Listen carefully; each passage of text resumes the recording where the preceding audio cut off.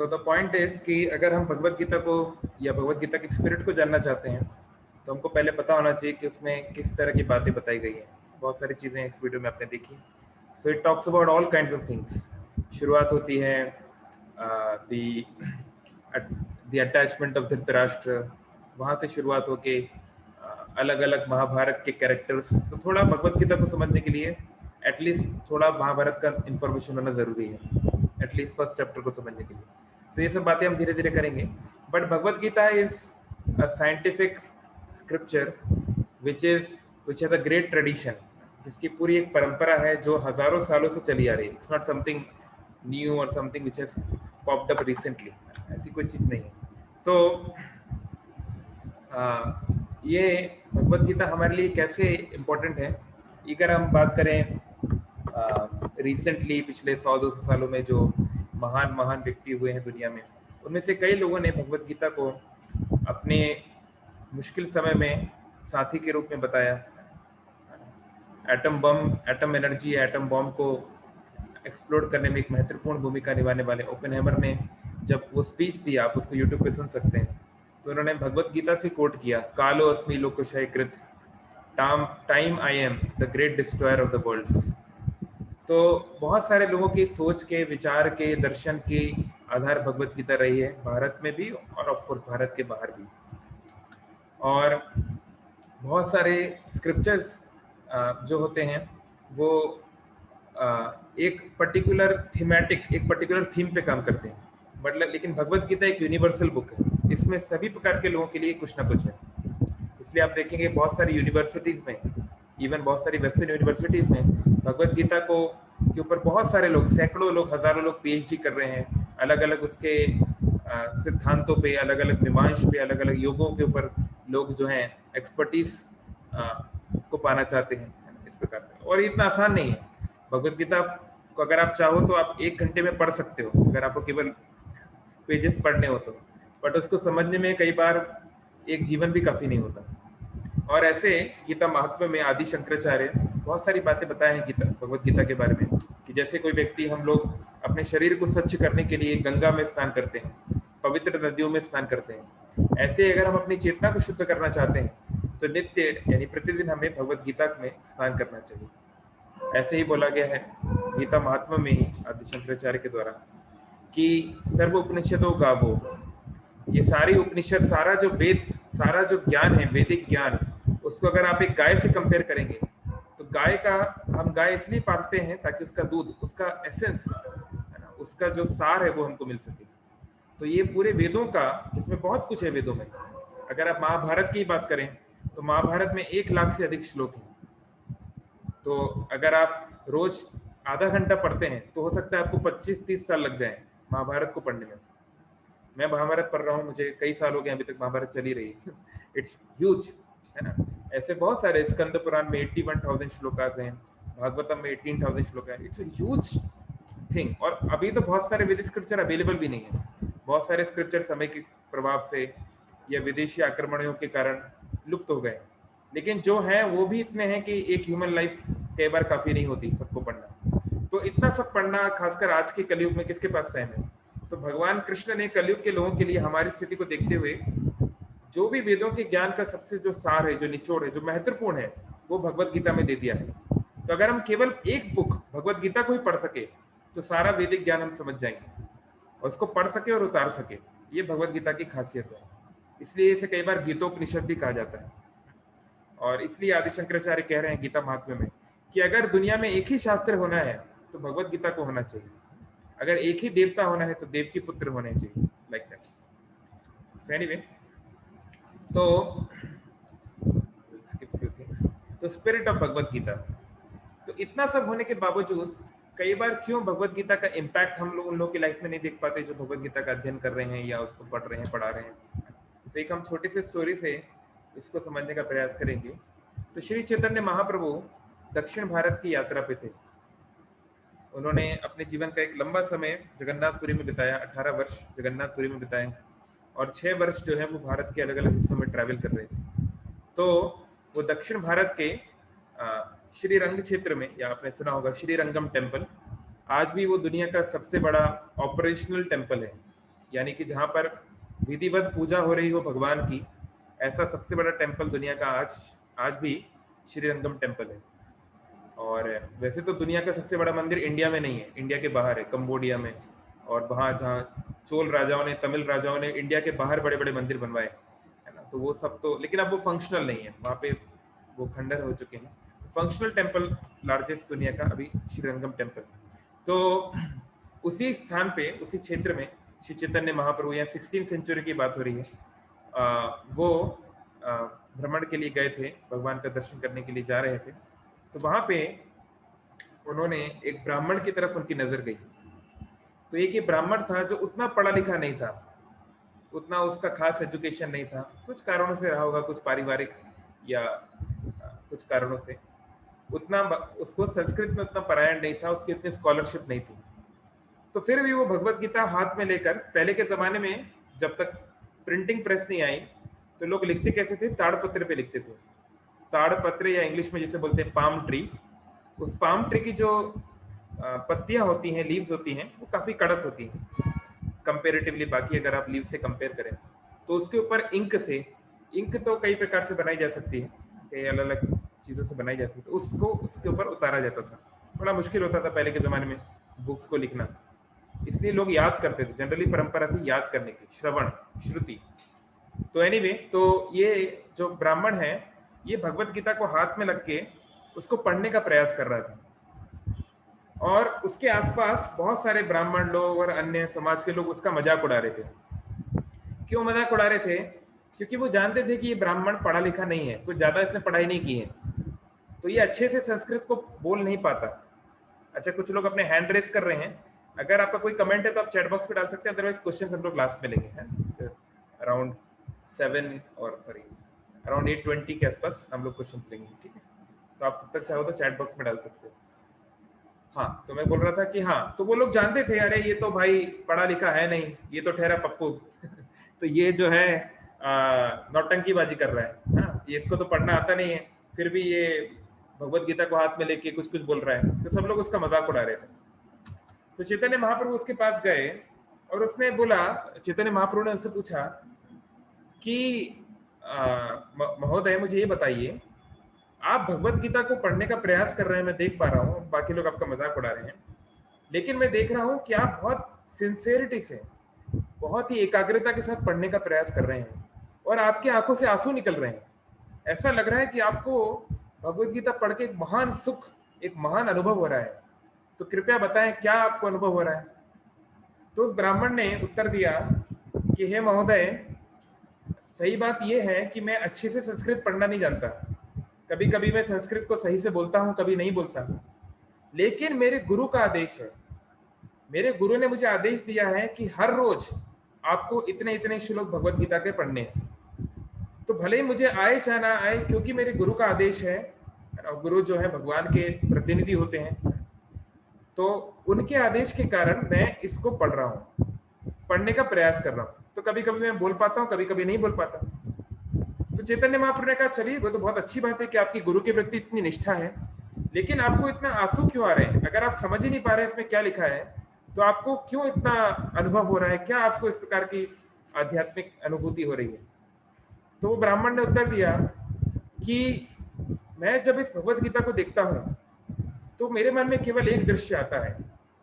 वो दृश्य आता है कि कैसे तीनों लोगों के स्वामी, सारे ब्रह्मांड को बनाने वाले भगवान श्री कृष्ण अपने भक्त के प्रेम में, अपने भक्त की सहायता करने के लिए उसके सारथी बन गए, उसके ड्राइवर बन गए।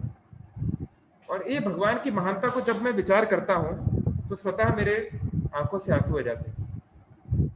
तो चैतन्य महाप्रभु ने तुरंत उस ब्राह्मण को गले लगा लिया और बोला कि हाँ, आपने जो भगवत गीता का अध्ययन किया है, ये बड़े बड़े आचार्य, बड़े बड़े गुरु भी नहीं कर पाते, इसलिए आपके भगवत गीता का अध्ययन करना सफल है, सिद्ध है। क्यों? क्योंकि भगवत गीता का उद्देश्य है, भगवत गीता ये भगवान का गीत है।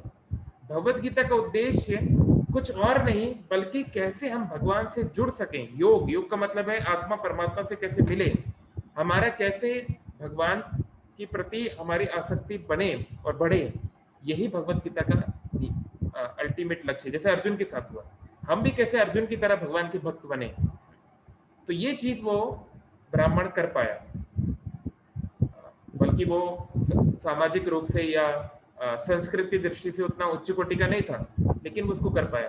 वहीं दूसरी ओर ऐसे बहुत सारे लोग हैं जो कि संस्कृत के ऊपर पीएचडी करते हैं, भगवत गीता के ऊपर बहुत डिटेल में स्टडी करते हैं, लेकिन अगर आप उनसे एक छोटा सा प्रश्न पूछते हैं कि आपने सारी गीता पढ़ ली, अब बताओ भगवान कौन है, तो वो उत्तर नहीं दे पाएंगे, क्योंकि ये वो उसको अपने मन के अनुसार पढ़ना चाहते हैं, अपनी बुद्धि के अनुसार उसको देखना चाहते हैं। अब कृष्ण जो बताना चाह रहे हैं, कृष्ण ने जो मैसेज दिया है उसको एक्सेप्ट नहीं करना चाहते। तो चलिए हम इसको और डिटेल में देखने का प्रयास करते हैं। तो जैसे यहाँ पे एक उदाहरण दिया जा रहा है, मान लीजिए एक हनी का पॉट है, एक शहद का बर्तन है जो बंद है, और मान लीजिए कुछ मक्खियों को पता चल गया, या मधुमक्खी को, मधुमक्खी देख लेते हैं, मधुमक्खी क्योंकि मधु नाम से पता चल रहा है मधु, तो मधु के प्रति आकर्षित होती है। तो मधुमक्खी ने देखा या एक मक्खी ने देखा कि यहाँ पर हनी का बार है, जार है, शहद का यहाँ पे बर्तन है, तो वो उसके पास जाने लगे, लेकिन वो तो बंद था, और अब ये मक्खियां तो उसको खोल नहीं सकती, उनकी शक्ति के तो बाहर है। तो वो क्या कर रही हैं कि चलो अगर हमको शहद नहीं मिला तो कम से कम शहद जिस डब्बे में है, जिस बर्तन में है, उस बर्तन की दीवार को, उस बर्तन के बाहरी सरफेस को ही हम चाट लेते हैं। तो lick the jar of honey not the honey, तो वो उस जार को लिक करने लगी, उसको वो चाटने लगी। तो उससे क्या उनको टेस्ट मिलेगा? नहीं। जार भले ही हनी के साथ में है, लेकिन जार के अंदर वो स्वीटनेस नहीं है। तो वो इतना हनी के पास है, शहद के पास है, फिर भी उनको वो मिठास नहीं मिलने वाली। ऐसे ही भगवत गीता को आप कोई सामान्य पुस्तक की तरह अपने बुद्धि से नहीं समझ सकते कि आपने जो है अपना इंटेलेक्चुअल माइंड लगाया और वो समझ लिया। भगवत गीता को समझने के लिए भगवान बोलते हैं, भगवत गीता में एक श्लोक आता है, भक्तों सी में सखा चेती, मैं अर्जुन तुम्हें ये ज्ञान इसलिए दे रहा हूं क्योंकि तुम मेरे प्रिय भक्त हो, तुम मेरे सखा हो। तो इसके लिए सही भावना की आवश्यकता होती है। यहाँ पे कुछ एक्टिविटीज हम लोग उसको स्किप करेंगे। तो एक हम लोग छोटा सा स्टोरी देखेंगे। Story means real incident which is there in the scriptures. तो जब कुरुक्षेत्र का वार, जब कौरवों और पांडवों में जब युद्ध होना निश्चित हो गया, तो शकुनी, दुर्योधन के मामा शकुनी ने दुर्योधन को ये बताया कि देखो, सबसे जो शक्तिशाली लोग हैं वो है यादव या वृष्णीस, कृष्ण बलराम के जो परिवार, उनका जो किंगडम है द्वारका, वो सबसे पावरफुल है, तो तुम्हें उनका सपोर्ट लेना चाहिए। तो दुर्योधन, हालांकि वो कृष्ण को बांधने का प्रयास किया था, कृष्ण शांति दूत बन के आए थे, लेकिन उनको बांधने का प्रयास किया था, फिर भी मतलब ही है दुर्योधन तो अपने काम का काम जानने के लिए जल्दी से द्वारका पहुंच गया। और वहीं अर्जुन भी भगवान के, कृष्ण के जो है मदद के लिए द्वारका गए।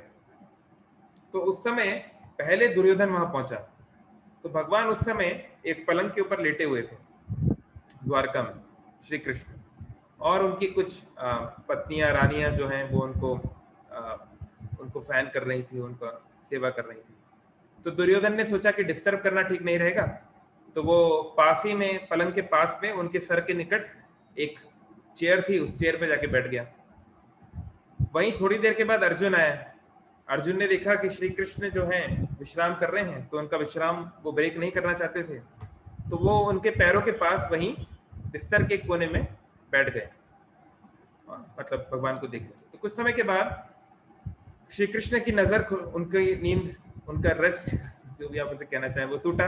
तो पहले श्री कृष्ण ने अर्जुन को देखा, तो पहले उनकी नजर अर्जुन पे पड़ी, और फिर जब कृष्ण उठे तो उनकी नजर दुर्योधन पे पड़ी। तो दुर्योधन ने तुरंत बोला कि मैं पहले आया हूं और मैं आपकी कुछ मदद चाहता हूं। तो भगवान श्री कृष्ण ने बोला, हो सकता है आप पहले आए हो, लेकिन मेरी नजर तो पहले अर्जुन पे पड़ी, और अर्जुन छोटा भी है, तो नीति यही बोलती है कि छोटे को पहले मांगने का अवसर देना चाहिए। तो मैं पहले अर्जुन से पूछूंगा वो क्या चाहता है। लेकिन मैं तो जानता हूं आप लोग इस यहाँ पे क्यों आए हो, तो मैं पहले से ही क्लियर कर देता हूं मैं क्या आप लोग को दूंगा। तो भगवान कृष्ण बोलते हैं कि एक और मैं हूं अकेला, और वो भी निहत्था, मतलब मैं अगर युद्ध में आप में से कोई मुझे अपने साथ में लेता है, अपने पक्ष में लेता है, तो मैं युद्ध नहीं लड़ूंगा, किसी प्रकार का कोई शस्त्र नहीं उठाऊंगा।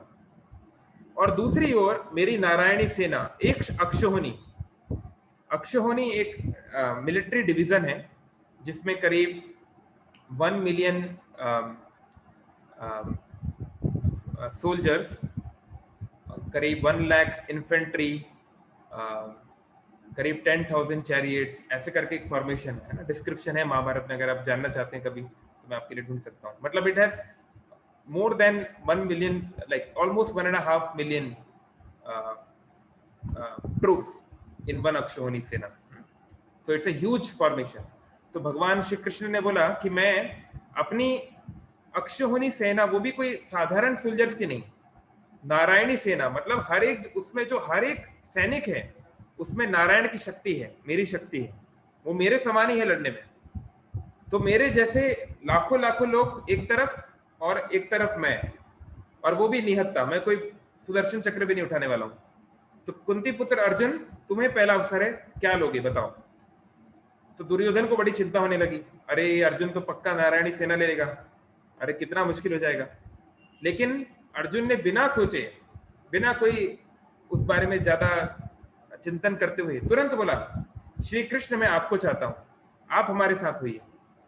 तो दुर्योधन अंदर ही अंदर बहुत खुश हो गया कि कितना मूर्ख है अर्जुन, अरे कृष्ण को ले रहा है, अकेले को ले रहा है, लाखों के बदले एक को ले रहा है, और वो भी ऐसे व्यक्ति को जो अस्त्र भी नहीं उठाएगा।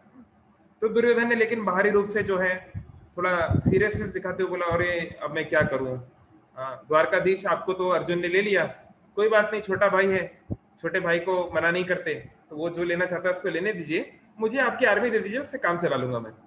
तो ऐसा बोल के दुर्योधन बड़ा खुश हो गया और वो अपने हस्तिनापुर लौट गया। लेकिन हम देखते हैं तो ये मानसिकता है, सामान्य हमारी मानसिकता इस संसार में लोगों की क्या है कि व्यक्ति अपने बुद्धि से कैलकुलेट करते हैं। हाँ, एक अक्षौहिणी सोल्जर यानी कि 15 लाख सोल्जर्स होंगे जिनमें कृष्ण की तरह शक्ति होगी, कितना बड़ा मेरी कितनी बड़ी आर्मी हो जाएगी, कितना स्ट्रेंथ हो जाएगा, ये वो। तो मटेरियल कैलकुलेशन, अपने भौतिक मन और बुद्धि लगा के कैलकुलेशन करना है। ऐसी हम लोग भी प्लानिंग करते हैं, ठीक है मैं इतना पैसा कमाता हूँ, 5 साल के बाद इतनी सेविंग करूंगा, फिर मैं एक घर बनाऊंगा तेरे घर के सामने, दुनिया बसाऊंगा, ये करूंगा वो करूंगा, हाँ फिर हम लोग यहाँ जाएंगे, फिर मेरा बेटा वहां पढ़ेगा, मेरी बेटी ये करेगी, यहाँ होगा, बहुत सारी हम चीजें बनाते हैं। पर हम नहीं जानते कि हमारे ये प्लान्स और हमारी ये चीजें, इनका कोई अर्थ नहीं है।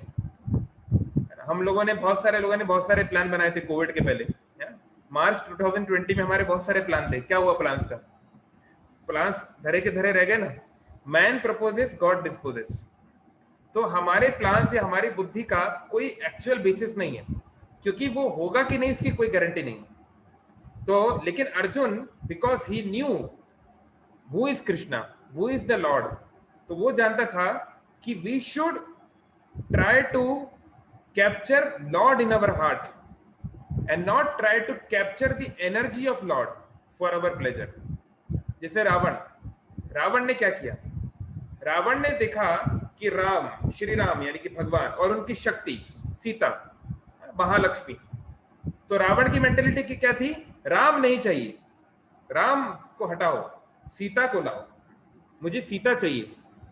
तो ऐसे हम संसार में हम में से अधिकतर लोग की हमारी क्या मेंटेलिटी है, कैसे मैं ज्यादा से ज्यादा धन कमाऊं, कैसे ज्यादा से ज्यादा रुतबा, यश, अलग अलग रिसोर्सेज मुझे मिले, लक्ष्मी के अलग अलग रूप मुझे मिले, और राम अपने मंदिर में रहे, वो वहीं पे खुश रहे, वो राम लक्ष्मण वन में रहे, वो वहीं पे ठीक ठाक रहते हैं, उनको यहाँ इनको ये सब करने की क्या जरूरत है। तो हम ऐसा सोचते हैं। तो ये हमारी रावण जैसी मेंटेलिटी है। लेकिन जो भक्त है जैसे हनुमान की मेंटेलिटी क्या है, हनुमान की मेंटेलिटी है ये नहीं कि सीता देवी को इसलिए वो खोज रहे थे, इतना सारा मेहनत किए, समुद्र क्रॉस किए ताकि सीता देवी को वो ले लें, नहीं, उनका था कि कैसे सीता देवी को राम से मिलाएं, यानी कैसे भगवान को भगवान की शक्ति से मिलाएं, क्योंकि सीता तो राम की है, लक्ष्मी तो नारायण की है। तो ये अंतर है दोनों की मानसिकता में, दोनों मेंटेलिटी में।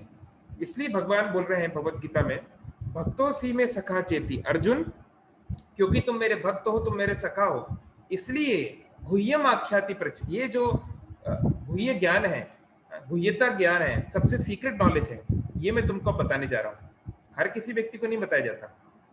जैसे देख लिए, आप अपने जीवन के सीक्रेट किसको बताते हैं?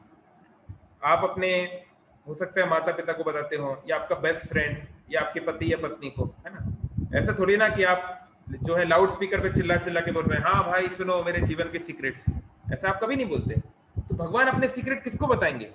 जो उसको समझ पाएगा, जिसका भगवान के प्रति ईर्ष्या नहीं है, जो उस लायक है। तो अर्जुन ऐसे व्यक्ति हैं, और उनकी कृपा से हमको वो जानने का अवसर मिल रहा है। कुछ एक्टिविटीज हम स्किप कर देते हैं। फिर दूसरा प्रश्न आता है कि चलो ठीक है, भगवत गीता का ज्ञान बहुत अच्छा है, इससे काफी सारी चीजें सीखने को मिलती हैं, बहुत सारे लोग इस बात को मानते हैं। लेकिन बहुत सारे लोग, बहुत सारे तथाकथित वैदिक स्कॉलर्स या राइटर्स, खासकर मॉडर्न राइटर्स, वो लोग बोलते हैं भगवत गीता सिंबॉलिक। सिंबॉलिक का मतलब होता है जो सिंबल से आया है, यानी कि प्रतीकात्मक हिंदी में बोलते हैं। प्रतीक का मतलब होता है जो किसी वस्तु को दर्शाता हो, लेकिन वो स्वयं वो वस्तु ना हो। जैसे देखिए, भारत का तिरंगा, भारत का राष्ट्रीय ध्वज है तिरंगा। तो तिरंगा जो है, जब हम तिरंगा को देखते हैं तो हर भारतवासी खड़े होके उसको सलाम करता है, उसको प्रणाम करता है ना। लेकिन तिरंगा जो है वो प्रतीकात्मक है, इट्स सिंबॉलिक। यानी तिरंगा अपने आप में भारत देश नहीं है, लेकिन वो भारत देश की भावना को दर्शाता है। लेकिन एक दिन आएगा जब आपको उस तिरंगे को, अगर वो खराब हो जाएगा, पुराना होगा, तो आप उसको आपको डिस्पोज करना पड़ेगा। तो कई लोग इस तरह से बोलते हैं कि भगवत गीता जो है उससे शिक्षाएं आप ले सकते हैं, लेकिन उसको आप लिटरली एज इट इज नहीं मान सकते। तो चलिए अब उस बात पे डिस्कस करते हैं। तो इस तरह की बातें क्यों हुई, क्यों इस तरह की कंसेप्शंस क्यों आए? 8वीं शताब्दी तक, 18th सेंचुरी तक एटलीस्ट वैदिक परंपरा को मानने वाले जो लोग थे, सनातन धर्म के लोग थे, वो लोग कभी इस तरह नहीं सोचते थे, है ना। और इवन बहुत समय तक जब इस्लामिक इन्वेजन्स हुए तब भी इस तरह के विचार नहीं थे। लेकिन ब्रिटिशर्स की एक इंटेलिजेंट बात ये थी, और ब्रिटिशर्स इतने सक्सेसफुल क्यों हुए, लाइक एक जमाना था जब दुनिया के 25% लैंड पर ब्रिटिशर्स का साम्राज्य था, और उससे भी ज्यादा परसेंट सी पर। उसका कारण है कि ब्रिटिशर्स धर्म का डायरेक्टली विरोध नहीं करते थे। जैसे कई बार जो इस्लामिक इन्वेजन हुआ तो उसमें डायरेक्टली मंदिर तोड़े जाते थे या डायरेक्टली अटैक होता था। तो उससे क्या होता है, जो लोकल लोग हैं वो लोग भड़क जाते हैं, इसलिए जो है वो चीज उस सोसाइटी का पार्ट नहीं बन पाती। तो ब्रिटिशर्स बहुत इंटेलिजेंट थे, वो जानते थे कि वो लोग डायरेक्ट रिलीजन पे अटैक नहीं कर सकते, वो इस तरीके से करने से लोग भड़क जाएंगे। तो उन्होंने उसको इनडायरेक्टली अटैक किया, अपने इंटेलिजेंस के द्वारा, अपने इंस्टीट्यूट्स के द्वारा, सरकारी रिसोर्सेज के द्वारा, एक बहुत ही सिस्टमैटिक तरीके से उस कल्चर को, उस नॉलेज को अटैक किया गया। तो जो वेस्टर्न लोग हैं, यूरोपियंस, जिन्होंने शुरुआत में संस्कृत को सीखा, उनको बोलते हैं इंडोलॉजिस्ट। आप लोगों ने बहुत सारे इंडोलॉजिस्ट का नाम सुना होगा, खासकर मैक्स मुलर, विलियम जोन्स, है ना, बहुत सारे फेमस इंडोलॉजिस्ट हैं, जिन्होंने वेस्टर्न वर्ल्ड को बताया कि भारत के स्क्रिप्चर्स में क्या लिखा है। उस ये भगवत गीता को, इस सबको इंग्लिश में जिन्होंने ट्रांसलेट किया, इंडोलॉजिस्ट इनको बोलते हैं। तो उनमें से एक प्रोमिनेंट इंडोलॉजिस्ट जो है मैक्स मुलर, उनका साफ साफ कहना था कि अगर आप चाहते हैं कि हम हमारे यूरोपियन वैल्यूज को, ब्रिटिश वैल्यूज को अगर हम यहाँ पे इम्पोज करना चाहते हैं, तो वो आप डायरेक्टली नहीं कर पाओगे। उसको आप ऑथोरिटी यानी कि तलवार के हाथ पे नहीं कर पाओगे। आपको क्या करना पड़ेगा, आपको इनके कल्चर, इनके लैंग्वेज, इनकी परंपरा को धीरे धीरे उसको अडल्ट्रेट करना पड़ेगा। तो मैक्स मुलर ने 10 साल बिताए, 10 साल उसने संस्कृत सीखी। एक्चुअली संस्कृत बहुत सोफिस्टिकेटेड लैंग्वेज है, और अगर आप उसकी ग्रामर को पूरा डिटेल में सीखना चाहते हैं तो 12 साल लगता है। It takes 12 years to learn Sanskrit. Grammar is the first lesson in Sanskrit actually, तो इट्स लिटिल डिफिकल्ट। तो उसने 10 साल बिताए, बहुत मेहनत की उसको सीखने में। और जब वो उसको सीख गया कुछ हद तक, तो उसने खुद उसको इंटरप्रेट करना शुरू किया। कि इसका क्या अर्थ है, यहाँ पे क्या बताया जा रहा है, दिस दैट। और ये जो इंटरप्रिटेशंस गए ब्रिटेन में या यूरोप में, उन इंटरप्रिटेशंस के आधार पे जो अवधारणा बनी, जो आइडियोलॉजी बनी, वो फिर इंडिया के स्कूल सिस्टम, जो स्कूलिंग सिस्टम आया, उसमें पढ़ाना शुरू हुआ। तो कहने का मतलब है कि वो लोग आए, यहाँ से कुछ सीखे, उसमें अपना मिर्च मसाला डाले और फिर हमको ही सिखा के चले गए, है ना। बहुत सारी चीजें उन्होंने बना दी, आर्यन इन्विजन थ्योरी, कि ये जो वेद हैं ये तो भारत के लोगों ने लिखे ही नहीं है, ये तो आर्य थे जो यूरोप से आए थे, है ना, वो लोगों ने लिखे। बहुत सारी प्रकार, इस प्रकार की बहुत सारी अनाप शनाप बातें बताई गई। तो कहने का मतलब है कि हम लोगों को माइथोलॉजी, हिंदू माइथोलॉजी, बहुत सारे पढ़े लिखे हिंदू लोग हैं जो मानते भी भगवान को, वो भी लिखते हैं अपने resume, I love to read Hindu mythology books.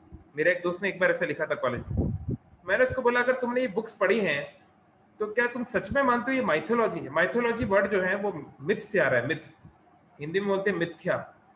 Myth मतलब जो सत्य ना हो, काल्पनिक हो, जैसे हैरी पॉटर, या फिर बहुत सारे जो इजिप्शियन स्टोरीज हैं, ये ग्रीक माइथोलॉजी, बहुत सारी चीजें जो काल्पनिक है ना। तो ऐसे ही रामायण, महाभारत और वैदिक स्क्रिप्चर्स को भी उसी तराजू पे तौला गया कि ये भी माइथोलॉजी है।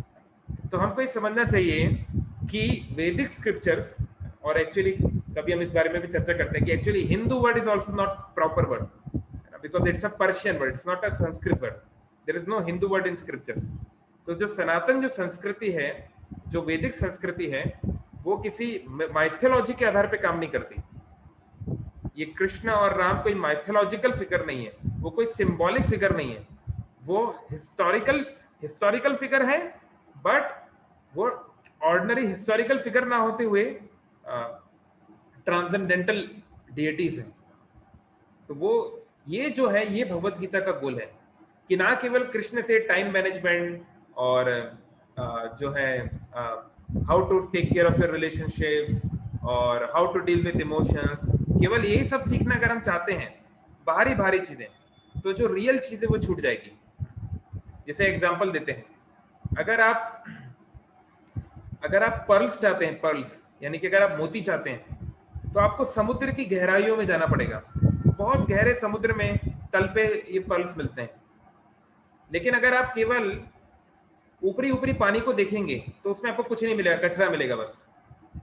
अभी हाल ही में हम लोग यूनाइटेड नेशंस का प्लास्टिक प्रोग्राम कर रहे थे।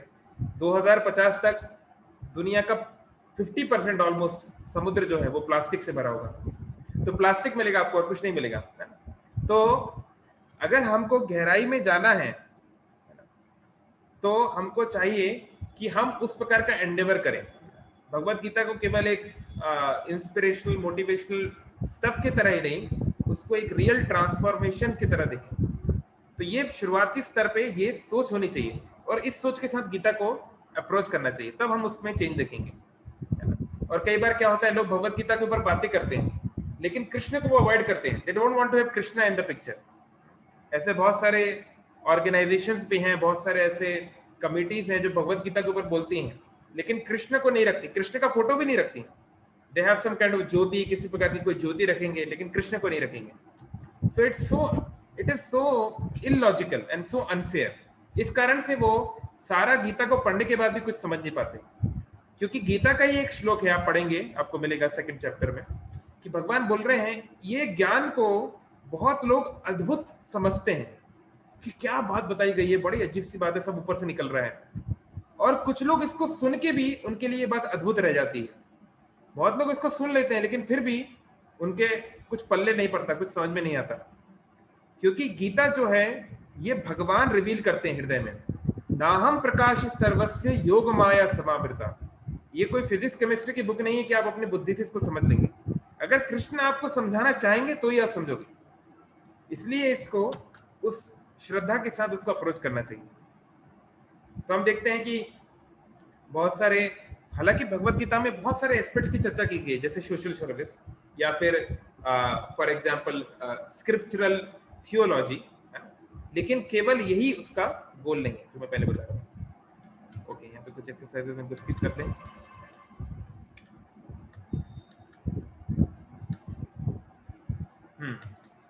तो और एक और बहुत बड़ी गलती हम क्या करते हैं कि हम सोचते हैं कि कृष्ण जो है ये केवल परम सत्य का एक टेम्पररी फॉर्म है।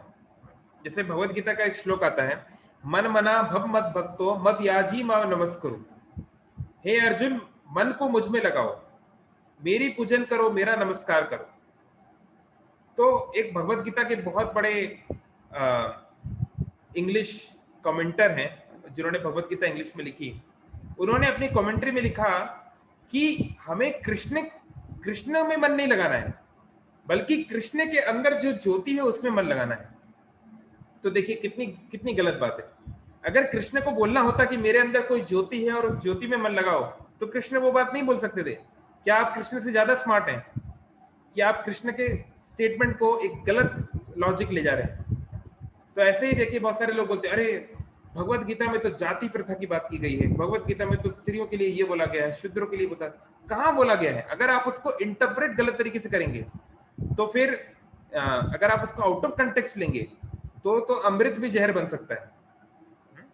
तो ये इसलिए भगवत गीता एक सही प्रमाणिक गुरु से, एक सही प्रमाणिक भक्त से समझना चाहिए।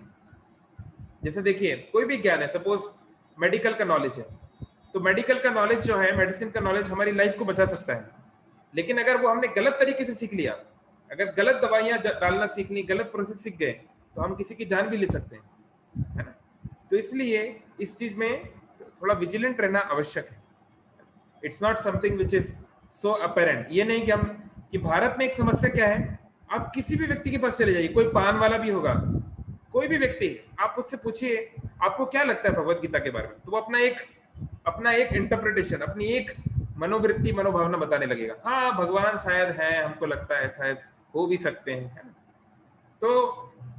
तो हम क्या करते हैं, हम स्क्रिप्चर्स को एक फेथ की तरह देखते हैं, जिसके मन में जैसी भावना आ रही है वो उसको वैसे देख रहा है।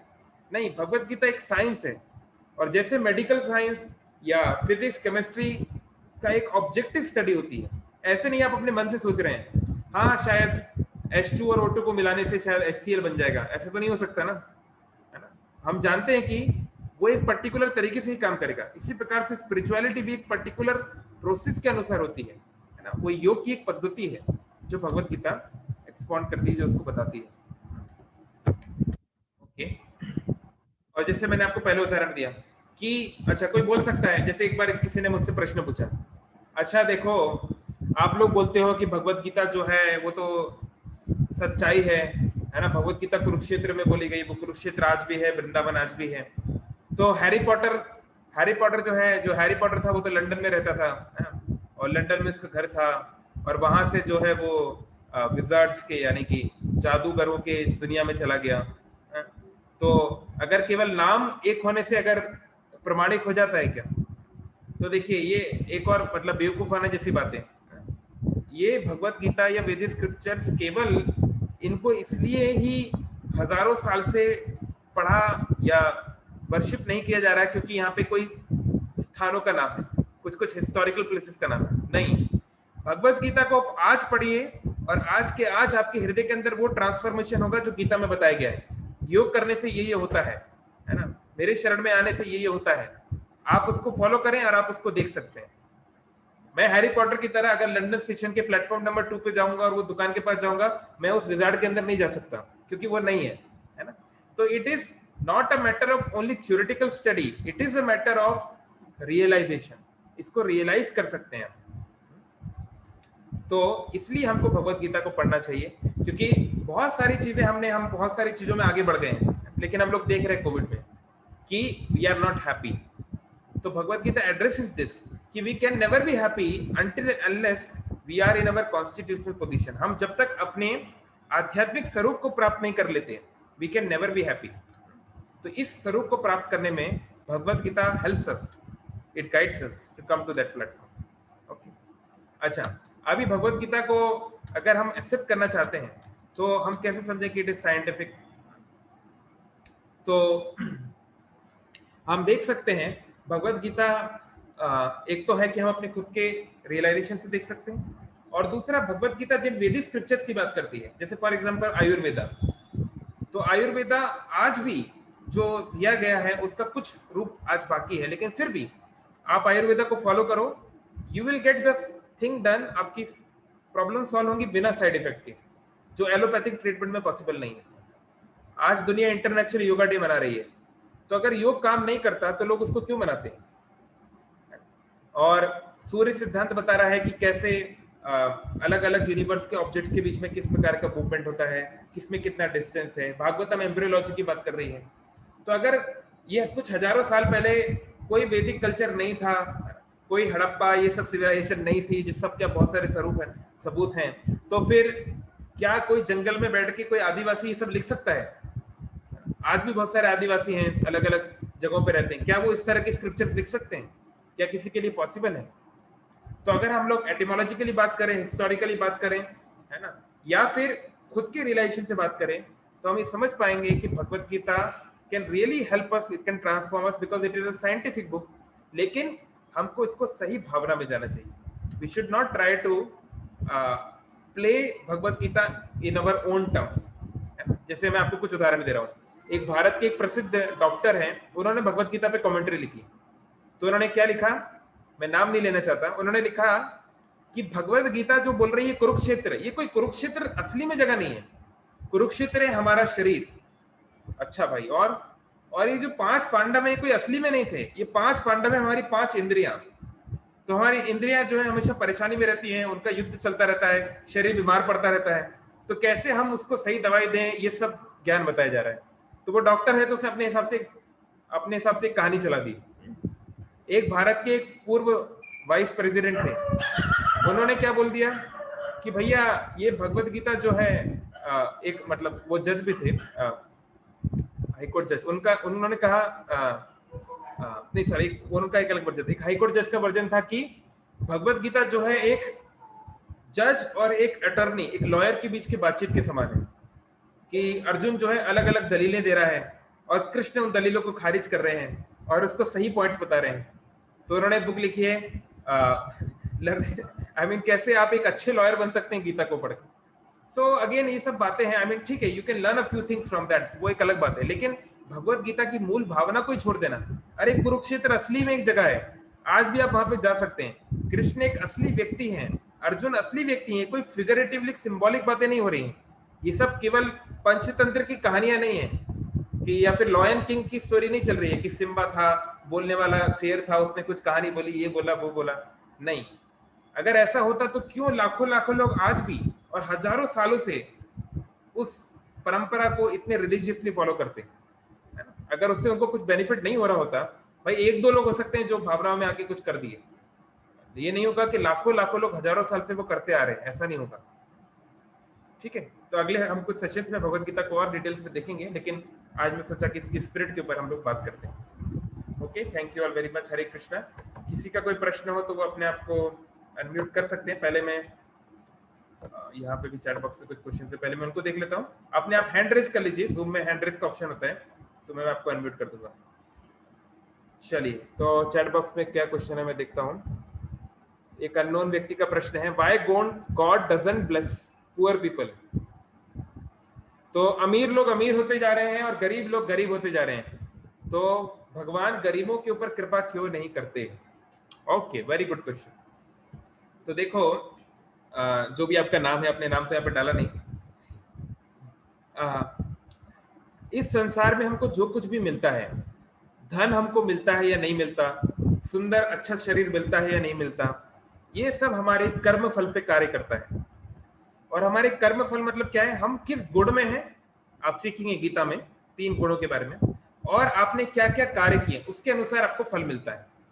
As you sow so shall you reap, Bible में बोला गया ना, जैसा आप बोते हैं वैसा आप पाते हैं।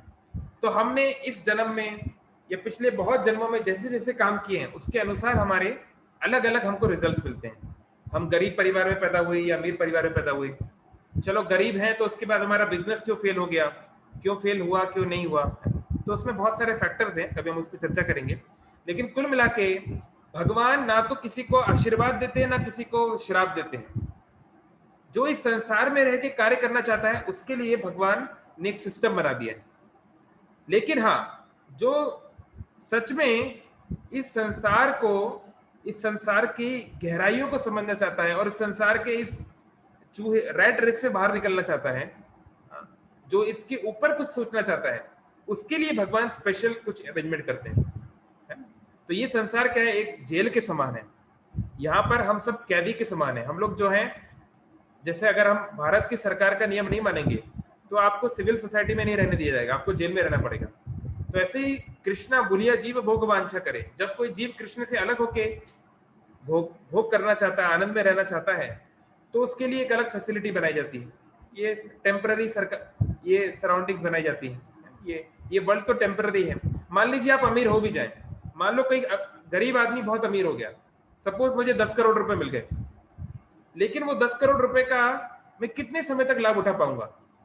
क्या अगले 10 सेकंड तक भी मैं जीवित रहूंगा? उसका कोई गारंटी नहीं है। तो केवल पैसा होना ही काफी नहीं है, ज्यादा जरूरी है इटर्निटी, कि मैं उसको अनंत काल तक भोग पाऊं, मैं आनंद में रहूं, मैं खुश में रहूं, वो ज्यादा जरूरी है। तो वो कैसे कर सकते हैं उसके बारे में हम लोग धीरे धीरे सीखेंगे भगवत गीता में आगे चल के। ओके हर्षित, मैंने एक दिन इंस्टाग्राम में एक पोस्ट में देखा था कि जो लोग भगवान की सेवा भक्ति भाव की एब्सेंस में सिर्फ ये सोच के करते हैं तो उसकी ड्यूटी है, तो उस भक्ति को कोई लाभ नहीं होता। उसका भी लाभ होता है हर्षित, पर ज्यादा नहीं होता। जो भगवान के पास कैसे भी आए, येन केन प्रकारेण मनः कृष्ण नवेशयात्, पद्म पुराण बोलता है, ऐसे वैसे कैसे भी करके अगर मन कृष्ण में लग जाए तो अच्छी बात है। लेकिन हाँ, जैसे मान लीजिए कोई व्यक्ति जो है मन लगा के पढ़ाई करता है, और कोई व्यक्ति है ऐसे ही क्योंकि पिताजी देख रहे हैं, वो अगर मैं बुक नहीं उठाऊंगा तो वो डांटेंगे, तो वो जबरदस्ती पढ़ रहा है, तो भी इसको कुछ तो फायदा होगा, लेकिन ज्यादा नहीं होगा। तो हाँ, भक्ति अगर करनी है तो उसको सही से मन लगा के ही करना चाहिए, वो बात तो सही। ओके तुलसी, जब मैं भगवत गीता पढ़ते हैं तो कुछ समझ नहीं पाते हैं, तो कैसे इसको समझे? ठीक है तुलसी जी, तो हम लोग अभी इसको समझने का प्रयास करेंगे। आप इस प्रकार के सेशंस में आइए, है ना? और अगर आपको कोई डाउट है, अगर आप भगवत गीता पढ़ रहे हैं और आपको कोई श्लोक समझ में नहीं आया, तो आप हमसे पूछ सकते हैं व्हाट्सएप पे, मैं आपको व्हाट्सएप नंबर भेज रहा हूँ। आप उस पर कोई प्रश्न पूछ सकते हैं कि मेरे को ये पर्टिकुलर इस श्लोक में ये डाउट है, ये समझ में नहीं आ रहा, इस प्रकार से। और बाद में लॉकडाउन के बाद आप आ सकते हैं इस्कॉन के टेम्पल्स में, अलग अलग प्रोग्राम्स होते हैं, क्लास होते हैं, इस प्रकार से। किस भाव में भगवत गीता को पढ़ना चाहिए? हाँ, भगवत गीता को किस भाव में पढ़ना चाहिए? जो पहले बताया गया, सर्व उपनिषदों गावो भोक्ता दुग्धा गोपाल नंदना, ये भगवत गीता साक्षात भगवान है। मान लो साक्षात श्री कृष्ण आपके सामने बात करने के लिए आए, जैसे हम लोग बातचीत कर रहे हैं, मान लो कृष्ण आपसे बातचीत कर रहे हो, तो आपको कैसा लगेगा? तो ऐसे ही मानिए कि साक्षात कृष्ण आपसे बात कर रहे हैं, तो देखिए कितना महत्वपूर्ण है। वो डायरेक्ट कन्वर्सेशन विद गॉड है, सॉन्ग ऑफ गॉड है गीता। तो उस भावना से गीता हमें पढ़नी चाहिए कि today I am going to talk to Krishna, today I am going to hear from Krishna. साक्षात भगवान क्या बोलने वाले हैं उसको आज मैं जानने वाला हूँ, इस भावना से पढ़ना चाहिए।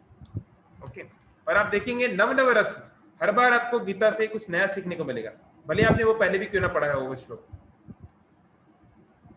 ओके, रियल मी, अगर भगवान कृष्ण असली में थे और उन्होंने महाभारत के समय लीला किया था और भगवान श्री कृष्ण तो अमर हैं, तो वो अभी, तो अगर वो इस संसार में है तो हम उनको क्यों नहीं देख पाते?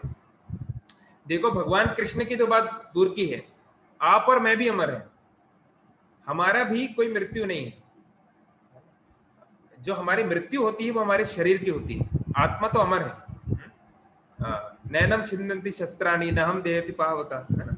न जायते म्रियते वा कदा, ना उसका जन्म है ना मरण है। लेकिन हमारे साथ क्या होता है, एक समय के बाद हम अपना शरीर चेंज कर देते हैं, है ना? जैसे मान लो आज मैं मारुति 800 चला रहा हूँ, अब मारुति 800 पुरानी हो गई, तो मैं कुछ और चला रहा हूँ, सुजुकी वैगनआर चला रहा हूँ, फिर वैगनआर पुरानी हो गई तो कुछ और चला रहा हूँ, ऑडी चला रहा हूँ। तो व्यक्ति तो मैं ही हूं ना, पर कार चेंज होती जा रही है। तो ऐसे ही आत्मा एक ही है, पर वो शरीर बदल रही है। पर कृष्ण के साथ ऐसा नहीं है। भगवान श्री कृष्ण है, भगवान के जो शुद्ध भक्त होते हैं, जैसे मान लीजिए हनुमान जी हैं, नारद मुनि है, ये सब, इनका जो शरीर है ये आध्यात्मिक है, यानी उनका शरीर जो है वो बदलता नहीं है समय के साथ, वो वैसा ही रहता है। कृष्ण, जब आपने भगवत गीता कभी देखी होगी, इसका पोस्टर देखा होगा, भगवत गीता जब कृष्ण ने अर्जुन को बोली, उस समय भगवान की उम्र 120 साल से ज्यादा थी, मोर देन 120 ईयर्स। लेकिन कृष्ण दिखने में कैसे लगते थे? किशोर, मतलब 15 साल 16 साल के बच्चे की तरह लगते थे, उतना उनका यूथ था। तो हाँ, भगवान का तो कभी मृत्यु नहीं होती, वो तो अपने शरीर को नहीं छोड़ते, लेकिन भगवान इस धरातल पे एक खास समय के लिए आते हैं। भगवान ब्रह्मा जी के एक दिन में एक बार आते हैं, है ना। ये बहुत सारा डिटेल स्ट्रक्चर हो जाएगा, लेकिन इन शॉर्ट भगवान कुछ समय के लिए आते हैं। यदा यदा ही धर्मस्य ग्लानिर्भवति अभ्युत्थानम तदस्य, जब मैं कभी कुछ कुछ खास चीजें करने के लिए आते हैं और फिर वो मिशन कंप्लीट करने के बाद चले जाते हैं। तो वो साक्षात अपने धाम को वापस जा चुके हैं, लेकिन उन्होंने अपने शास्त्रों को, अपने भक्तों को यहाँ पे छोड़ा हुआ है, जो उनके मिशन को कंप्लीट करते हैं। चलो, how to stop negative thoughts. Okay, Patanjali का योग सूत्र बोलता है कि you can not stop negative thoughts. आपका क्वेश्चन है कि how to stop negative thoughts, you can not stop negative thoughts. जैसे मान लीजिए मैं आपसे बोलूं, सौम्य, किसी भी कीमत पे सांप के बारे में मत सोचो, है ना। कभी भी सांप के बारे में मत सोचना। सांप लंबा हो, चाहे तुम्हें डस दे, चाहे कुछ भी करे, उसके बारे में मत सोचना। तो मन जो होता है वो नेगेटिव इंस्ट्रक्शंस को पालन नहीं कर सकता। तो आप बोलोगे ये मत करो, तो मन नहीं मानेगा। आपको मन को ही बताना पड़ेगा मैं क्या करूं। तो if you want to stop negative thoughts, bombard the mind with positive thoughts. अभी भगवत गीता को पढ़िए, इसके बारे में जानिए, पॉजिटिव लोगों के साथ रहिए, पॉजिटिव तरह की बुक्स पढ़िए, उस तरह का म्यूजिक सुनिए, मूवीज देखिए, तो आप देखेंगे स्वतः ही धीरे धीरे नेगेटिव थॉट्स जाने लगेंगे, क्योंकि उनके लिए जगह नहीं रहेगी, है ना। अगर आपके गिलास में पानी है, अगर पहले से पानी डाला हुआ है, तो फिर आप मिट्टी नहीं डाल पाओगे इसमें, लेकिन अगर वो खाली है तो उसमें मिट्टी डल जाएगी। तो इस प्रकार से हमारे मन को हमें इस प्रकार से लगाना पड़ेगा पॉजिटिव थॉट्स में। आप आर्टिफिशियली नेगेटिव थॉट्स को नहीं रोक सकते। जो भक्त बहुत अच्छे हों, वो बोले कि आगे जाके वो मेरे साथ ना रह पाए तो क्या करना चाहिए प्रभु, प्लीज बताओ। मैं एग्जैक्टली समझा नहीं। मैं आपको अनम्यूट करके पूछूंगा, है ना। 1 2 3 4 आपने नाम नहीं लिखा है, लेकिन मैं आपको क्वेश्चन अच्छी तरह समझा नहीं। क्या पिता माता भगवान होते हैं? तो देखिए, माता पिता के बारे में, खासकर माँ के बारे में लिखा है आदो गुरु। आदो गुरु मतलब पहली गुरु। तो माता पिता गुरु होते हैं। गुरु मतलब शिक्षक, जो हमें सिखाते हैं, जो हमें ज्ञान देते हैं। माता पिता ने हमको सब कुछ सिखाया, कैसे अपने शरीर को धोना है, कैसे चलना फिरना है, खाना पीना है, सब उन्होंने सिखाया। ऐसे ही गुरु हमको आध्यात्मिक ज्ञान देते हैं, गीता भागवत पढ़ाते हैं। तो गुरु जो होते हैं वो भगवान के प्रतिनिधि होते हैं, और गुरु को भगवान के समान सम्मान देना चाहिए, है ना। साक्षात धरित्वेन समस्त शास्त्रे, साक्षात हरि आपके सामने खड़े हों, ऐसा सम्मान करना चाहिए। तो कोई भी गुरु होते हैं वो भगवान के समान, उनको सम्मान देना चाहिए, लेकिन टेक्निकली वो भगवान नहीं है। अगर कोई गुरु बोले कि मैं भगवान हूं, तो वो आपको बेवकूफ बना रहा है, क्योंकि गुरु वो भगवान की तरह अनंत ब्रह्मांड को नहीं बना सकते, है ना। वो जो है अनंत सृष्टि नहीं कर सकते, वो संहार नहीं कर सकते। क्या आपकी और मेरे माता पिता सृष्टि का निर्माण कर सकते हैं? किसी सृष्टि, किसी यूनिवर्स को तबाह कर सकते हैं, उसको बना सकते हैं? नहीं कर सकते। हो सकता है कुछ दिनों के बाद आप भी माँ या पिता बन जाएंगे, क्या आप भी कर सकते हैं? नहीं। लेकिन माता पिता क्या है? गुरु हैं, और गुरु को भगवान के समान ही सम्मान देना चाहिए। इसलिए माता पिता का विशेष जो है स्थान है, क्योंकि वो पहले गुरु हैं। How to clean your negative thoughts? I think Rudra Narayan I already answered by providing positive thoughts. आत्मा इनविजिबल क्यों है? चलो, अभी फिर से आप लोगों ने नाम नहीं लिखा। 3A446074, जो भी आपका नाम है, देखो जो भी आपका नाम है, आपका प्रश्न है कि आत्मा विजिबल है कि नहीं। अरे आत्मा की बात छोड़ दो, आप साइंस के स्टूडेंट हो, क्या आपने कभी इलेक्ट्रॉन को देखा है? आप अपने प्रोफेसर से पूछो, किसी से भी पूछो दुनिया में, क्या उन्होंने इलेक्ट्रॉन को देखा है? आपने अनसर्टेनिटी प्रिंसिपल पढ़ा है साइंस में, कि अगर आप पार्टिकल की पोजीशन को लोकेट करते हैं तो इसकी वेलोसिटी को लोकेट नहीं कर सकते। दोनों चीजें एक साथ लोकेट नहीं की जा सकती, अनसर्टेन है।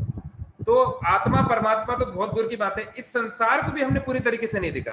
देखो, इस रूम में मैं बैठा हूं, मेरे चारों तरफ रेडियो वेव्स हैं, क्या आपको दिखाई दे रही हैं? नहीं दिखाई दे रही ना, लेकिन रेडियो वेव्स हैं। कैसे पता? एक रेडियो लाओ, ये मोबाइल फोन क्या है? एक रेडियो डिवाइस है। आप एफएम रेडियो चालू करो, आप मोबाइल का सिग्नल चालू करो, तुरंत वो उसको पकड़ लेगा। तो अगर रेडियो सिग्नल है तभी तो पकड़ पा रहा है ना, लेकिन मेरी आंखें नहीं देख पा रही हैं। अगर आप साइंस के स्टूडेंट हैं तो आप जानते हैं, human eye can only see VIBGYOR, 400 से 750 नैनोमीटर तक ही देख सकती है आंखें। दुनिया की अधिकतर चीजें आंखें देख ही नहीं सकती। तो हमें अपने आंखों पे ज्यादा गर्व नहीं होना चाहिए, गुरूर नहीं होना चाहिए। हमारी आंखें आकाश को नीला दिखती हैं, पर आकाश नीला नहीं है, हमको दिखता है वो नीला, वो नीला नहीं है। तो इसलिए वो एक हम लोग आगे चल के चर्चा करेंगे। हमारी इंद्रियों से हम इस संसार को भी नहीं जान सकते। आत्मा परमात्मा तो बहुत दूर की बात है, वो तो छोड़ दो, है। उनको अगर जानना है तो दूसरा तरीका है, वो क्या है? भगवान के द्वारा बताया हुआ कि ऐसे तुम मुझे जान सकते हो, वही तरीका है जाने का। आप अपनी इंद्रियों से भगवान को नहीं जान पाओगे, आप अपनी इंद्रियों से इलेक्ट्रॉन प्रोटॉन को भी नहीं जान पाओगे, भगवान तो बहुत दूर की बात है। चलिए, बहुत सारे मैसेज आ रहे हैं। एनीवे, अगर आपके पास समय तो आप प्रश्न का उत्तर सुनना चाहते हैं तो यू कंटिन्यू, अदरवाइज अगर आपकी कुछ एंगेजमेंट है तो यू मे लीव आल्सो। फिर बोला जा रहा है इन दिस कलयुगा क्या सब कर्म फल इसी जीवन में मिलेगा? नहीं, सारे कर्म फल इसी जीवन में नहीं मिलते। जैसे मैं आपको एक उदाहरण दूं, मान लीजिए, एक तो आप लोग अपने नाम से रजिस्टर करा करें तो अच्छा लगेगा, Vivo1724 जिन्होंने भी प्रश्न पूछा है। मान लीजिए आप एक बच्चे के पास गए और बच्चे को आपने चाटा मार दिया, आपने गलत काम किया ना, उसको चाटा मारा ना आपने, लेकिन वो बच्चा है, वो क्या करेगा आपका? तो उसने कुछ नहीं किया, लेकिन उसने एक डायरी में लिख के रखा, इस सीनियर ने मुझे चाटा मारा था इस दिन को। तो 10 साल के बाद वो आपके पास आएगा पूरा बॉडी बॉडी बना के और आपको मारेगा, है? तो आपका फल उसी समय नहीं मिला, 10 साल के बाद मिला। आपने साल भर पढ़ाई नहीं की, आपको कोई फल नहीं मिला, कोई आपको डांट नहीं रहा है, कोई आपको मार नहीं रहा है, लेकिन रिजल्ट के दिन आपको पता चलेगा, आपको फल मिलेगा, है? तो इसको बोलते हैं संचित संचयमान कर्म और प्रारब्ध कर्म। ये थोड़ा डिटेल बातें, टेक्निकल बातें। संचयमान मतलब वो अकाउंट में फिक्स भरता जा रहा है, संचित होता जा रहा है, और एक दिन वो खुल जाएगा, अच्छा हो चाहे बुरा हो, जो भी हो, वो एक दिन आपके सामने वो चेक आप तक, आपके घर तक पहुंच जाएगा कि आपको बैंक का 10 लाख रुपए लौटाना है, आपने ईएमआई ली थी, ये 10 लाख रुपए आप लौटा दीजिए, या फिर आपने बहुत सारा पैसा जमा किया था, 10 लाख रुपए आपके घर पहुंच जाएगा। तो हर चीज जो है उसका फल तुरंत नहीं मिलता है, कुछ का कभी मिलता है जल्दी, कुछ का इस जन्म में, अगले जन्म में भी मिल सकता है। ओके, चलो, प्रभुपाद स्पीकिंग और महाभारत, ठीक है, मैं आपको लिंक दे दूंगा, आप मेरे को व्हाट्सएप नंबर पे एक बार याद दिलाइएगा, ठीक है? मेरा व्हाट्सएप नंबर डाला हुआ है। प्रभु जी, अर्जुन की गुरु द्रोणाचार्य अर्जुनी धर्म की युद्ध लड़ रहे थे, तो परंतु गुरु के साथ युद्ध करने के लिए गुरु अपराध नहीं है। देखो पिंकू पांडा, हाँ, यही तो भगवत गीता की महानता है। भगवत गीता क्या है? बहुत सारे धर्मों में जब कन्फ्लिक्ट हो, अर्जुन की सिचुएशन क्या है? वो दुनिया का बेस्ट वॉरियर है, लेकिन वो अपने एक भी एक भी बाण चलाने की स्थिति में नहीं है। गांडीवम श्रमसते हस्तात्, अर्जुन ने ये प्रतिज्ञा की थी कि अगर किसी ने मेरे को गांडीव छोड़ने को कहा तो उसको तुरंत मार दूंगा, लेकिन आज खुद वो गांडीव को वो छोड़ रहा है, खुद बोल रहा है कि मुझसे गांडीव नहीं उठाया जाएगा। क्यों? क्योंकि कन्फ्लिक्ट्स इतने सारे, आइडेंटिटी क्राइसिस, मैं कौन हूं? क्या मैं एक कुरुवंशज हूं? क्या मैं द्रोणाचार्य का शिष्य हूं? क्या मैं भीष्म पितामह का पुत्र हूं? मैं क्या करूं? मैं अपनी कौन सी ड्यूटी पहले निभाऊं? इतने सारे चीजों में कन्फ्लिक्ट आ रहा है।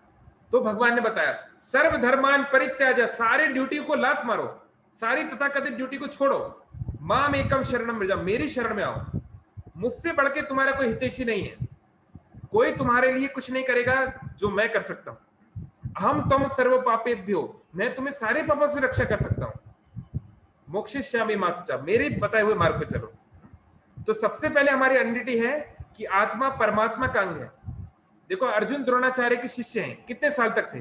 50 साल, 100 साल, किसी के बच्चे हैं, किसी के पोत्र हैं 100 साल, 200 साल तक, उसके बाद तो नहीं। लेकिन भगवान से हमारा संबंध इटरनल है, हमेशा था और हमेशा रहेगा। तो इसलिए मान लीजिए अगर आप पुलिस ऑफिसर हैं और अगर आपके खुद के गुरु कोई क्राइम कर दें, किसी के साथ कुछ गलत व्यवहार कर दें, तो आपका कर्तव्य बनता है कि आप उनको सजा दें। आप क्षत्रिय हैं, तो द्रोणाचार्य जो है असत्य का साथ दे रहे थे, कौरवों का साथ दे रहे थे, तो बिल्कुल लड़ाई करनी चाहिए थी। और अर्जुन को इसलिए उन्होंने सही मार्ग भगवान ने दिखाया। वो मेरे पिता है, मैं उनको गोली नहीं मारूंगा, अरे वो तो वो दुकान लूट रहे हैं, वो दूसरे को मार रहे हैं, वो गलत राजा का साथ दे रहे हैं, वो अधर्म का साथ दे रहे हैं, नहीं, जो अधर्म का साथ दे रहा हो, चाहे गुरु हो चाहे कुछ भी हो, उसको जो है उसके साथ उस तरीके से डील करना पड़ेगा। तो जो भगवान का विरोधी हो गया, जो धर्म का विरोधी हो गया, वो कोई भी हो, उसके साथ सही तरीके से डील करना पड़ता है। यही भगवत गीता का सिद्धांत है। ओके, प्रभु जी, ऐसा क्यों होता है कि पीस सिर्फ भक्ति में मिलता है? अगर मैं कोई और कार्य करूं तो उसमें और मन नहीं लगता, फिर हम लाइफ कैसे जिएंगे? ओके मनीषा जी, हाँ, हमें किसी भी चीज में पीस या शांति या हैप्पीनेस तब मिलता है जब हम उस चीज से आइडेंटिफाई कर पाते हैं। जैसे देखिए, एक माँ अपने बच्चे का ख्याल क्यों करती है? बच्चे को पालना कोई आसान नहीं है। रात में बच्चा चिल्लाता है ना, वो हर कहीं जो है मलमूत्र त्याग कर देता है, फिर भी माँ उसको इतना प्रेम क्यों करती है इतने सारे प्रॉब्लम्स के बाद? क्योंकि वो माँ जानती है कि ये मेरा है, अहम ममेती, मैं और मेरा। तो इसलिए उस बच्चे के लिए वो कुछ भी करने को तैयार है। लेकिन कोई नर्स है, मान लीजिए कोई नर्स है जो अस्पताल में काम कर रही है, उसको पैसा देके रखा गया है कि आपको सैलरी मिलेगी, आपको इन बच्चों का ध्यान रखना है। तो वो क्या करेगी? मिनिमम काम करेगी, बस जितना बोला गया उतना, उससे एक कदम ज्यादा नहीं करेगी। क्यों? क्योंकि इसकी ममता नहीं है, वो केवल फॉर्मेलिटी, वो ड्यूटी कर रही है। तो हम जो कुछ भी काम करते हैं, ये गीता के 3रे अध्याय में आएगा, कर्म योग में, वो कर्म को हमें स्वयं से और भगवान से जोड़ के देखना पड़ेगा, है ना।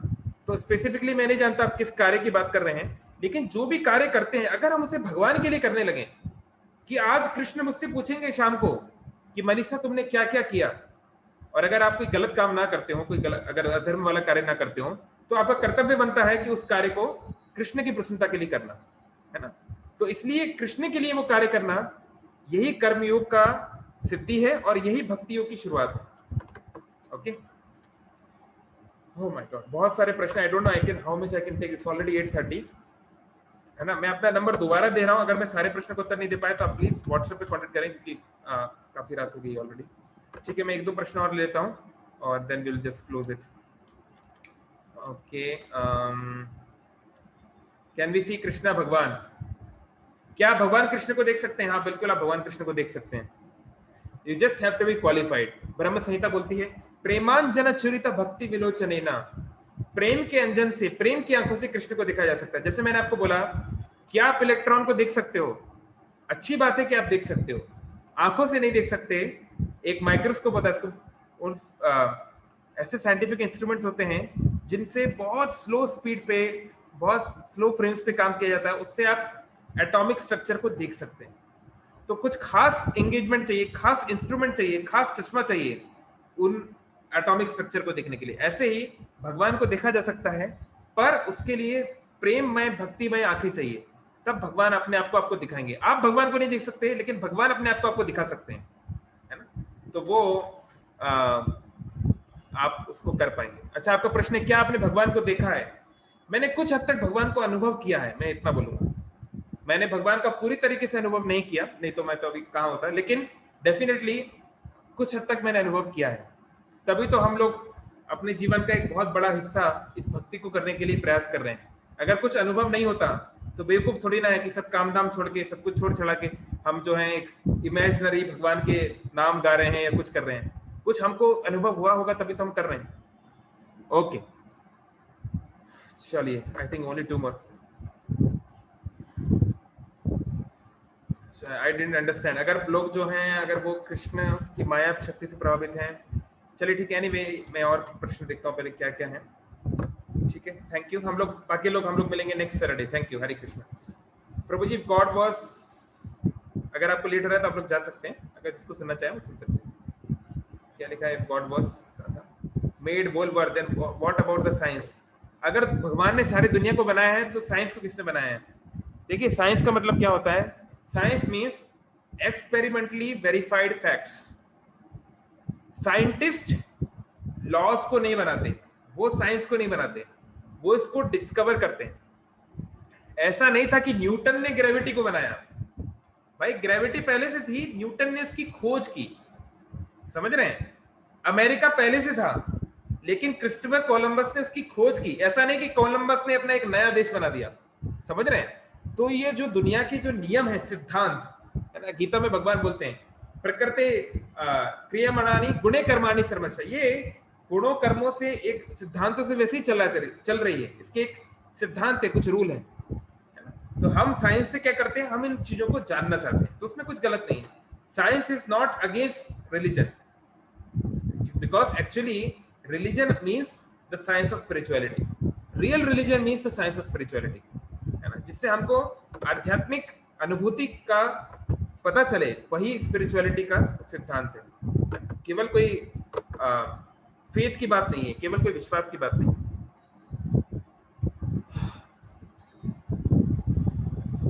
क्या हेल रियल है? ओके चलिए, अभी बहुत I think we can take them later on, है ना, क्योंकि ये डायरेक्टली इतने रिलेटेड नहीं है हमारे क्वेश्चन से। क्या नेक्स्ट लाइफ, लास्ट क्वेश्चन ले रहा हूं मैं विश्वजीत का, क्या नेक्स्ट लाइफ हमारी ह्यूमन लाइफ होगी? जरूरी नहीं है। क्या नेक्स्ट लाइफ हमारी ह्यूमन लाइफ होगी? जरूरी नहीं है। जैसे देखिए, क्या अगले चुनाव में बीजेपी जीतेगी और नरेंद्र मोदी दोबारा प्राइम मिनिस्टर बनेंगे? क्या लगता है आपको? बन भी सकते हैं, नहीं भी बन सकते। अगर नरेंद्र मोदी अच्छे से काम करेंगे, सरकार को अच्छे से चलाएंगे, अच्छी नीतियां करेंगे, तो जनता दोबारा उनको चुनेगी, दोबारा वो प्रधानमंत्री बनेंगे। अगर वो नहीं चुने, अगर नहीं करेंगे, तो सरकार उनको, उनकी सरकार नहीं बनेगी। ऐसे ही मनुष्य जन्म जो है एक जंक्शन की तरह है, यहाँ बहुत सारे रास्ते निकल रहे हैं। आप जैसे जैसे कर्म करेंगे उसके अनुसार आपका नया शरीर बनेगा। तो ये कैसे काम करता है ये सिद्धांत, इसको कभी हम लोग डिटेल में देखेंगे। चलिए, बहुत धन्यवाद, आप सभी का बहुत धन्यवाद, काफी लेट हो गया।